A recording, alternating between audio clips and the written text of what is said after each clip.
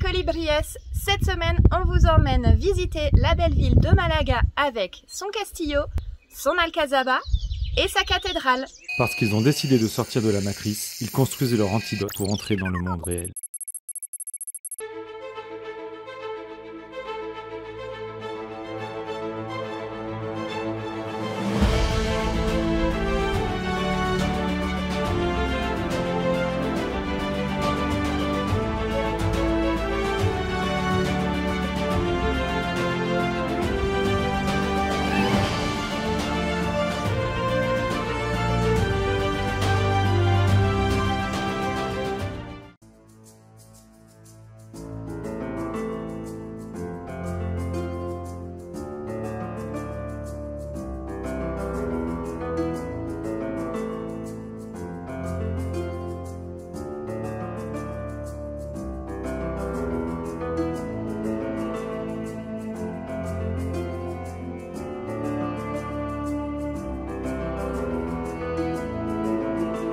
Située sur la crête d'une colline allongée de 132 mètres d'altitude, aux flancs escarpés plongeant dans la mer et descendant vers la ville, la forteresse de Gibralfaro domine tout Malaga.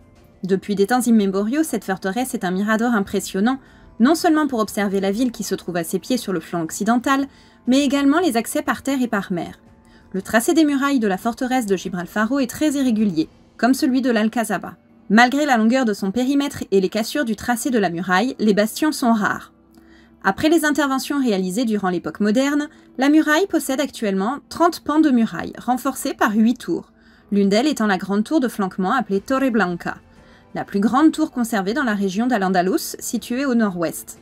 Cette tour en forme de sabot a été utilisée comme prison à différentes époques. À l'intérieur, il y avait un réservoir de collecte d'eau, des chambres et des entrepôts, ce qui rendait possible les séjours longs des membres de la garnison.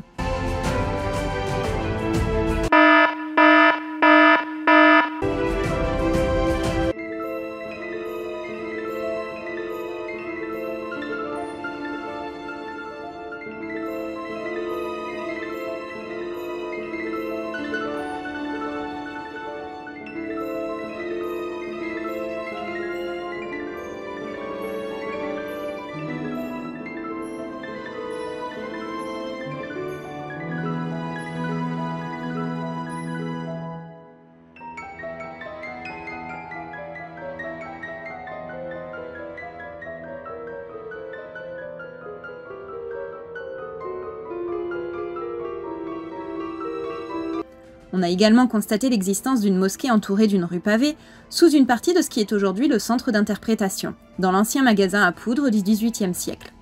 Après la conquête, cette mosquée a été consacrée comme chapelle des San Luis. À l'intérieur du château, il ne reste que très peu de vestiges de l'époque arabe en raison de l'utilisation militaire des locaux, et de nombreux travaux réalisés durant l'époque chrétienne, tels que la disparition de la mosquée et des dépendances.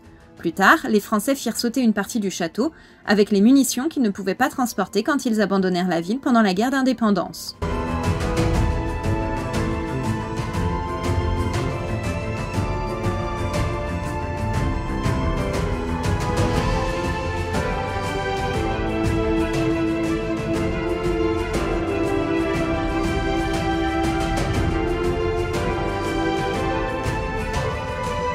L'Alcazaba de Malaga est un palais-forteresse construit par les Maures musulmans du XIe siècle. Il a été construit sur le flanc de la montagne Gibralfaro, ce qui lui donne une vue imprenable sur Malaga et la baie en contrebas. Le complexe lourdement fortifié se composait de 3 murs concentriques et de 110 tours. Comme si cela ne suffisait pas, le château de Gibralfaro a été construit au-dessus de l'Alcazaba au XIVe siècle, ajoutant encore plus de force au flanc de la montagne. Si l'Alcazaba n'est pas aussi extravagant que d'autres sites mauresques d'Andalousie, il mérite néanmoins une visite.